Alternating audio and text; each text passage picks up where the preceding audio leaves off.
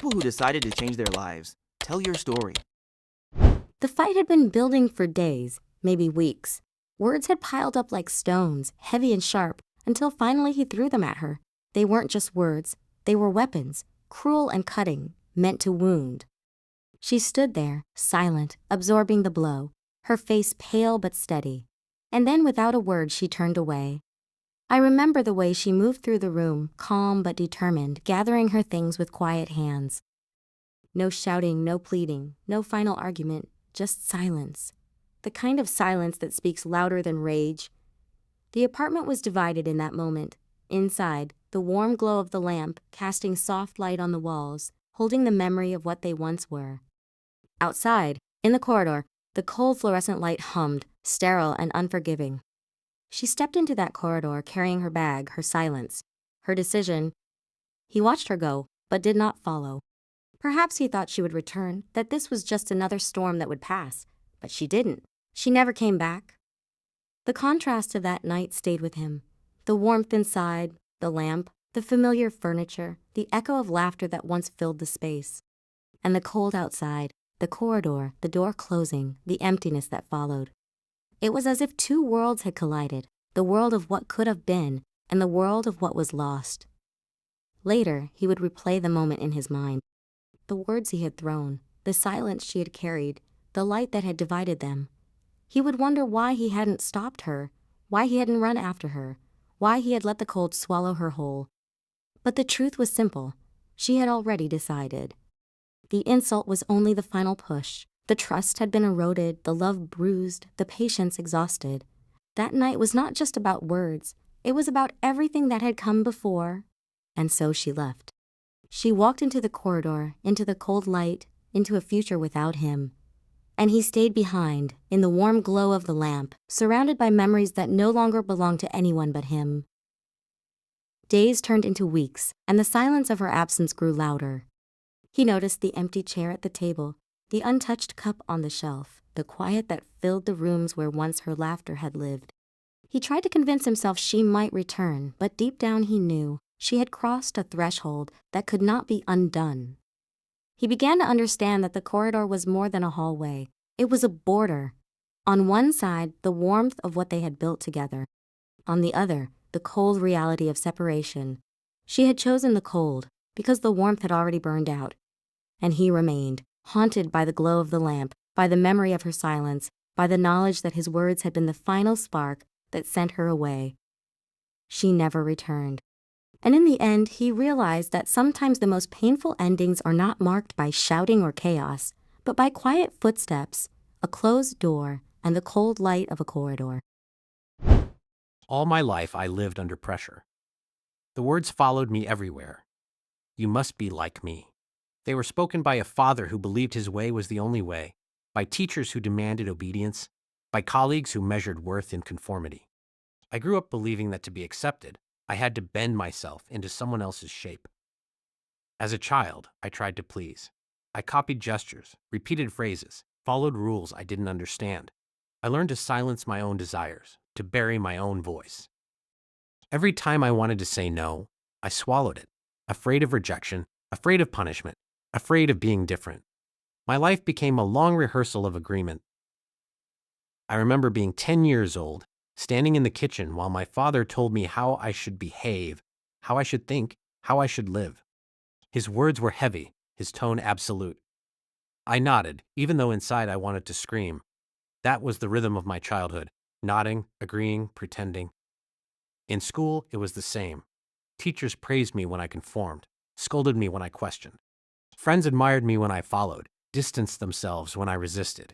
I learned that survival meant silence, and so I grew into adulthood carrying the same pattern: agree, obey, disappear. But inside, something restless grew. A quiet spark, a whisper that told me I was more than imitation. I carried it through adolescence, through early adulthood, through years of living in the shadow of someone else's expectations. Still, I never dared to let it out. Until one day, it wasn't planned, it wasn't dramatic, it was just another demand, another order, another "you must be like me." And for the first time in my life, I answered differently. I said, no. That single word felt like thunder. It was small, but it shook everything. My voice trembled, but it was mine. My heart raced, but it was free. For the first time, I refused to disappear into someone else's mold. The silence that followed was heavy. He looked at me, surprised, maybe angry, maybe confused. But I didn't take it back. I stood there, holding my ground, realizing that this was the beginning of something new, that no was not just defiance. It was liberation. It was the first step toward freedom, the first breath of a life where I could choose for myself. In the days that followed, I felt both fear and exhilaration. Fear, because I knew the world would resist my independence. Exhilaration, because I had finally claimed it. I began to see myself differently, not as a shadow, not as a copy, but as a person with my own voice, my own path. I remember walking down the street the next morning, the air crisp, the sky wide, and feeling lighter than I had in years. I realized that freedom doesn't begin with grand revolutions. It begins with a single refusal, a single word. Looking back, I see that my entire life had been leading to that moment. Years of silence, years of pressure, years of surrender, all undone by a single word. No. And now, when I think of the man I once was, living under the weight of someone else's expectations, I want to tell him, you will find your courage. You will speak the word that changes everything. And when you do, you will discover that freedom begins not with grand gestures, but with the smallest refusal to be anyone but yourself. She stood in a white dress before the altar, the air heavy with expectation. The guests were waiting, the music was playing softly, the future seemed already written. Everyone believed this was her choice, her dream, her moment. But inside, she felt a quiet storm. The dress was beautiful, the flowers perfect, the ceremony carefully planned, yet none of it belonged to her. Each detail felt like someone else's vision, someone else's life. She looked at the man beside her, at the priest waiting for her words, at the faces turned toward her with hope. And suddenly she knew, this was not her choice. Her heart pounded. She thought of the years that had led her here, the pressure to conform, the fear of disappointing others, the silence she had carried instead of speaking her truth. She remembered nights when she lay awake, wondering if she could live a life built on compromise, wondering if love without freedom could ever be real. She thought of her childhood, of the times she had been told to be good, to be proper, to follow the path laid out for her. She thought of the countless times she had swallowed her own desires, smiled when she wanted to cry, agreed when she wanted to resist. And now, here she was, standing at the altar, about to repeat the same mistake on the grandest stage of her life. And then, in that moment, she found her voice. It was trembling, but it was hers. She said, "I can't." The words fell into the silence like a stone into water, rippling outward, breaking the illusion. Gasps filled the room, confusion spread across faces, the music faltered. She turned, lifted her dress slightly to walk, and left. The corridor outside was stark, the light cold and unforgiving. But inside her something warm flickered, a fragile flame of truth, of freedom, of self. She walked away from the altar, from the plans, from the expectations. She walked into uncertainty, but also into possibility. That decision destroyed what others had built for her. Families were shocked, friends whispered, plans collapsed. But it saved her future. It gave her back her voice, her choice, her life.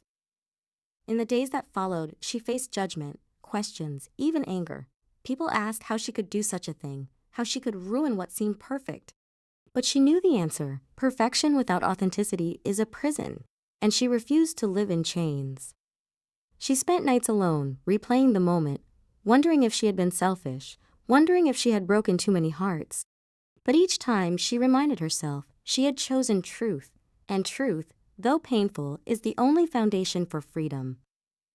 Weeks turned into months, and slowly the noise of scandal faded. People moved on, but she carried the memory like a scar, not of shame, but of courage. She began to rebuild her life, step by step, learning to trust her own choices, learning to listen to her own voice. Years later, she would look back on that moment not as a scandal, but as salvation. She would remember the white dress, the altar, the silence, and the single sentence that changed everything. She would remember the corridor's cold light and the warm flame inside her that guided her forward, and she would tell herself, that was the day I chose myself. That was the day I saved my future. That was the day I learned that sometimes the bravest thing you can say is simply no. I endured humiliation every single day. My boss's words cut into me like knives. You're worthless. You'll never amount to anything. I sat there shrinking, pretending I didn't care, but inside I was breaking. Every morning I walked into that office with dread. The fluorescent lights buzzed above me. The smell of stale coffee lingered in the air, and I felt like I was stepping into a cage. I told myself I needed the paycheck, that survival mattered more than dignity. But every insult added weight to my chest. Every cruel phrase chipped away at my spirit. I remembered being a boy, promising myself I would grow strong, that no one would ever crush me. I remembered the way my mother once told me, "You deserve respect." And yet here I was, living as a shadow, betraying that promise. At first, I tried to rationalize it. It's just his way, I told myself. Everyone has to deal with difficult bosses. But deep down, I knew this was more than difficult. This was destruction. Each day I felt smaller, less human, more like an object to be used and discarded. The office itself became a symbol of my defeat. The gray walls, the endless paperwork, the sound of phones ringing, all of it reminded me that I was trapped. My colleagues avoided eye contact when the boss lashed out, pretending not to hear, pretending not to see. I envied their silence, but I also hated it. We were all prisoners, but I was the one being whipped. Then one day, after another "you're nothing," something inside me snapped. I didn't argue. I didn't explain. I simply stood up. I pushed back my chair, left everything behind, and walked out. The corridor outside was quiet, the air heavy with uncertainty. My heart raced, my palms were sweating, but my steps were steady. I had no plan, no guarantees, no safety net. But with each step down that corridor, I felt lighter. For the first time in years, I was free. That moment destroyed the stability I had clung to, but it saved my future. It was the day I chose myself. The days that followed were terrifying. I woke up without a job, without income, without direction. Friends asked me what I would do next. Family worried. Doubt gnawed at me in the quiet hours of the night. But beneath the fear was something stronger, relief. I no longer had to endure humiliation. I no longer had to shrink myself to fit into someone else's cruelty. I began to rediscover parts of myself I had buried. I started writing again, something I hadn't done in years. I took long walks, breathing deeply, feeling the air on my face, remembering what it felt like to be alive. I realized that freedom doesn't begin with certainty. It begins with courage. Months later, opportunities appeared. Not immediately, not easily, but slowly. I found work that respected me, people who valued me, spaces where my voice mattered. And each time I faced a challenge, I remembered that corridor, that moment of walking away, that first step into the unknown. Years later, I look back on that day, not as recklessness, but as rebirth. I remember the office, the insults, the silence, and the single act of standing up. I remember the corridor, the uncertainty, and the freedom that began with a single step. And I tell myself, that was the day you stopped being a prisoner. That was the day you chose dignity over fear. That was the day you began again. For years, I kept silent in my relationship. I swallowed words, buried feelings, and convinced myself that silence was safer than conflict. Every time I wanted to speak, I told myself, don't start a fight, don't make it worse, just let it pass. And so I lived in quiet surrender, day after day, year after year. At first, it seemed harmless. Silence kept the peace. Silence avoided arguments. Silence made me appear patient, understanding, even strong. But inside, silence was eating me alive. Each unspoken thought became a stone in my chest. Each suppressed emotion became a shadow in my mind. I smiled when I wanted to cry, nodded when I wanted to scream, and agreed when I wanted to resist. I remember nights lying awake, staring at the ceiling, replaying conversations in my head. I thought of all the times I had bitten my tongue, all the times I had let his words go unchallenged, all the times I had erased myself to keep him comfortable. I told myself this was love, that love meant sacrifice, that love meant silence. But deep down, I knew it was fear. Fear of rejection, fear of anger, fear of losing him. And so I carried the weight. I carried it through birthdays, through holidays, through ordinary mornings and quiet evenings. I carried it until my silence became my identity. I was the one who never spoke, the one who never argued, the one who endured, but silence has limits. It builds, it grows, it presses against the walls of the heart until one day it bursts. That day came suddenly. Another ordinary moment, another careless remark, another dismissal of my feelings. And something inside me broke. I couldn't hold it anymore. The words I had buried for years rose to the surface, unstoppable, undeniable. I spoke of the pain, of the loneliness, of the way his indifference had carved wounds into me. I spoke of the nights I had cried in secret, of the mornings I had forced myself to smile, of the years I had lived as a shadow. I spoke of the silence that had been my prison. The words poured out like a flood. My voice trembled, but it was mine. My heart raced, but it was free. For the first time, I said everything I had carried, and in that moment, I stopped being a victim. It wasn't about whether he listened, whether he understood, whether he changed. It was about me. It was about reclaiming my voice, my dignity, my truth. It was about breaking the chains of silence and stepping into freedom. The aftermath was messy. He was shocked, defensive, maybe even angry. The peace I had protected with silence shattered. But I didn't regret it, because peace built on silence is not peace. It is submission, and I was done submitting. In the days that followed, I felt both fear and relief. Fear, because I knew the relationship might not survive my truth. Relief, because I had finally spoken it. I walked through the world differently, lighter, stronger, more alive. Years later, I look back on that moment as the turning point of my life. I remember the silence, the weight, the fear. And I remember the words, the courage, the freedom. And I tell myself, that was the day you stopped being a victim. That was the day you chose yourself. That was the day you discovered that silence may protect you, but only truth can set you free. Every night I drowned my pain in alcohol. The bottle was my companion, my escape, my silence. I told myself it was temporary, that I was just taking the edge off, that tomorrow I would stop. But tomorrow never came. Each evening ended the same way, glass after glass, numbness spreading, memories fading, shame deepening. At first, it felt like relief. The burn in my throat was easier than the ache in my chest. The dizziness was kinder than the weight of my thoughts. I convinced myself I was in control. But slowly the nights grew longer, the mornings darker, the shame heavier. I remember the rituals, the sound of the cork, the clink of ice, the way the liquid swirled in the glass. It became a ceremony of forgetting. I forgot my failures, my disappointments, my loneliness. But I also forgot myself. I told myself lies. It's just stress. Everyone drinks.